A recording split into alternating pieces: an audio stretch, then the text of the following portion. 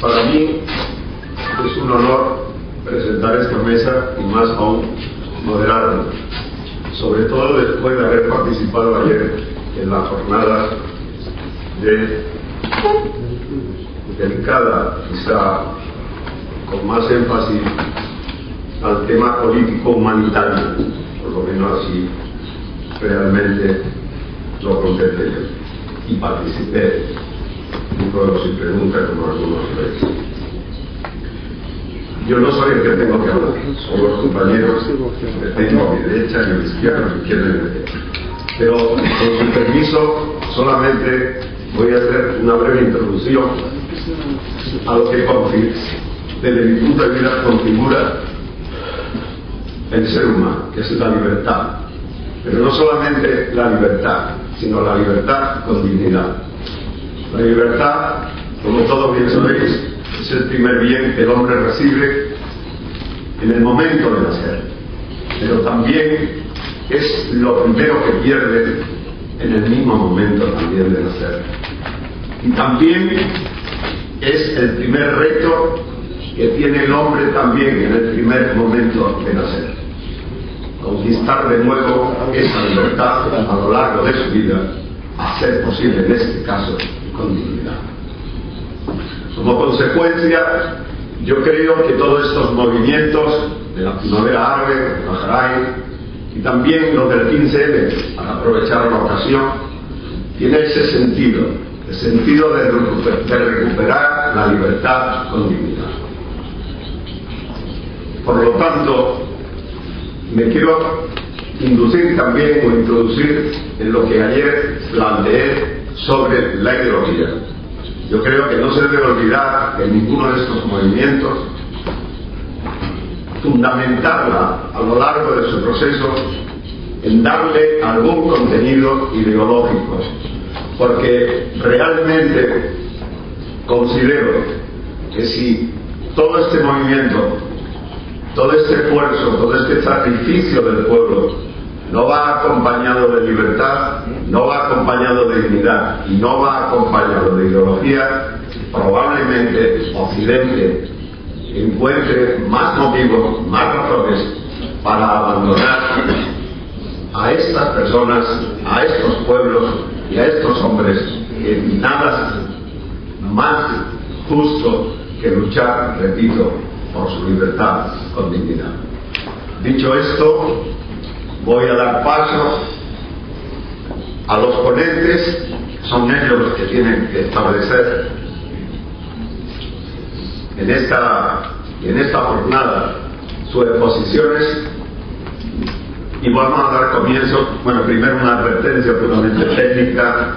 Le rogaría a todos los compañeros de la mesa que no se diesen de 15 minutos, utilizando el concepto de respeto a los demás, para que así sea todo más fluido y mucho más justo, ya que estamos hablando de justicia. Y después, en ruegos y preguntas, pues ya tendremos la oportunidad, si así lo desean las partes, los oyentes y los exponentes, para que realmente nos podamos entender aún más. Por lo tanto, le doy la palabra a Wasim Al-Khatib, presidente de la Asociación Juvenil Alaa Bey en Holanda. No sé si lo pronuncio bien, pero... Thank you very much. In the name of Allah, the compassionate, the merciful, brothers and sisters, Assalamu alaikum. As Mr. Manuel mentioned, yesterday was about political and humanitarian subjects, but we saw that everybody is so compassionate about this subject and so involved that we actually discussed a lot more than only humanitarian. We touched upon media and stuff like that. What I want to do with my speech is to just recap a little bit about what we talked about yesterday and touch upon the subject of today. So brothers and sisters, we live in a world where democracy and the right to free will has not been established everywhere. The situation is improving, and the past few months prove that all governing dictatorships will eventually come under pressure and will be forced to make way for democracy, equality and freedom of speech. The governments, media, and the international community in general do speak of freedom, democracy, and the right to free will, but do not react to international events in a consistent manner. Unfortunately, the recent events and changes of political powers in the Middle East and North Africa proves that a certain type of selective response is evident in the Western world towards various countries, cultures, or beliefs. Unfortunately, justice is measured with different standards. It has been proven that in general, and when covering international issues, the Western media tends to be influenced by the official policy set out by the national government. A huge difference in media coverage has been witnessed during the political change in Tunis, Egypt, and Libya when comparing it to Bahrain. Especially the comparison between the armed Libyan freedom movement and the peaceful movement in Bahrain is very evident. Both movements started nearly in the same period, but both have been treated absolutely in a different manner regarding media coverage, situation analysis, fact-finding, and reporting. As mentioned in the sessions yesterday, the violation of human rights by the authorities in Bahrain is evident. Peaceful demonstrators are being prosecuted, tortured, and sentenced in a brutal and unjust manner. Women and children have not been spared and are getting shot on and beaten. A national statue and symbol of peace and freedom in Pearl Square was ruthlessly demolished in front of our eyes. And as mentioned yesterday, these brutalities have not stopped yet. What more evidence is required to give the oppressed people in Bahrain the attention they deserve from the international community? What more evidence is required to give this painful and unjust situation in Bahrain the coverage that it deserves from the Western media? And what more evidence is required to be able to start to prosecute the people responsible for the injustice and violence in Bahrain? Media organizations have a prominent and crucial role in distributing information and formulating or even manipulating the public opinion. In the Western communities, media and broadcasting organizations play an even more important role, as the way in which media is followed differs from the East. In general, the Western people tend to limit their time of media attention to a certain news media outlet, being a news channel, newspaper, website, or any other form. They usually have single and main source of outlets they always refer to. This is directly the main channel that shapes a person's opinion. When looking at the Eastern communities, and especially in the Middle East, we find that in general, people tend to follow several news media outlets to collect information and form their opinion. This puts a greater responsibility on the Western media. This puts a greater role on journalism and journalists in the West to convey a true and objective story.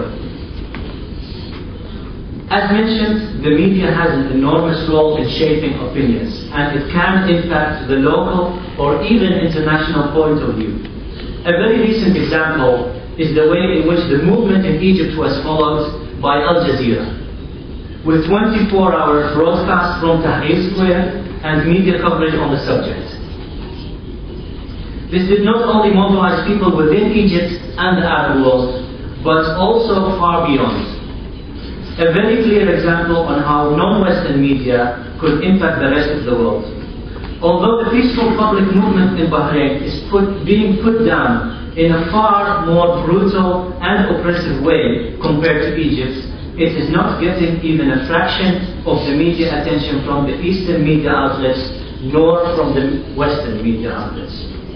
This is one clear evidence of selective media coverage. This is the situation of the world that we live in. But I think there is hope. The way in which the traditional media outlets can be influenced is changing due to the upcoming social media platforms. Media platforms like Facebook, Twitter, YouTube and internet blogs are influencing the way in which traditional media outlets compose their programs and organize media coverage. We all know that the international mobilization of people in countries in the Middle East and North Africa were heavily driven by these modern means of communication and social collaboration. Facebook and YouTube played a crucial role in sharing information and ideas. Even when the satellite channels were banned, information was shared through these new media platforms. We all remember the low-quality films that we saw on television of the offenses against the demonstrating people in the mentioned countries. And we all know the YouTube films and Facebook images that we see and are shared through CNN, BBC, Euronews, and other strong traditional Western media outlets. The important question is now, what can we do to influence positively the Western media, and by that also the public opinion in the West? Well, there are a couple of things we can do. First, we should bring over the true story of our brothers and sisters in Bahrain in a modern, documented and well-substantiated manner. To do that, we must have our own channels of media distribution through the internet, radio, and all other means. Secondly, we must help to convey the message of our suppressed brothers and sisters in Bahrain in all local Western languages, to create a low threshold for the Western people to receive and absorb this information. And the third point is to actively make use of new social media platforms to influence the traditional and powerful media organizations, to cover the story of the freedom movement in Bahrain. I do not believe that traditional media organizations will intentionally distribute false information. However, similar media items are analyzed and presented differently depending on their political impact. Comparable events from different regions in the world are receiving a different scale of media attention. We, however, can help influence this.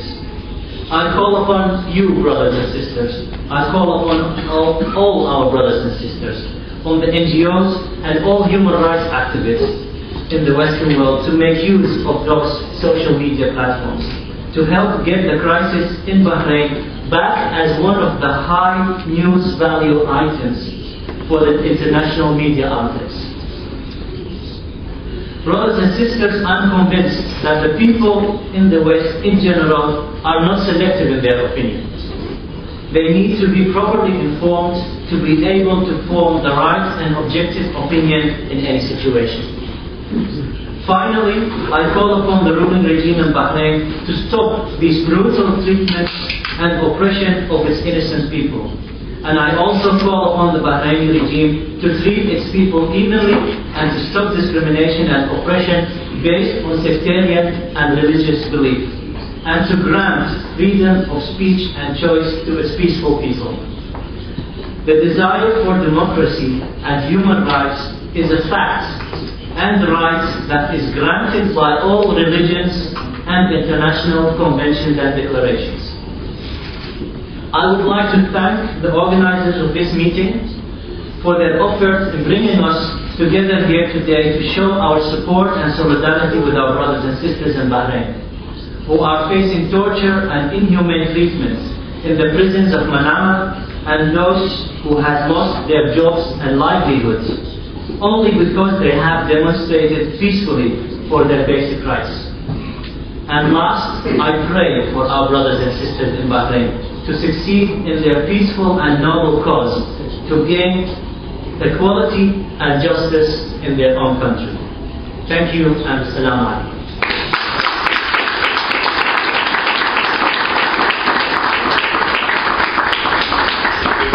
Muchísimas gracias.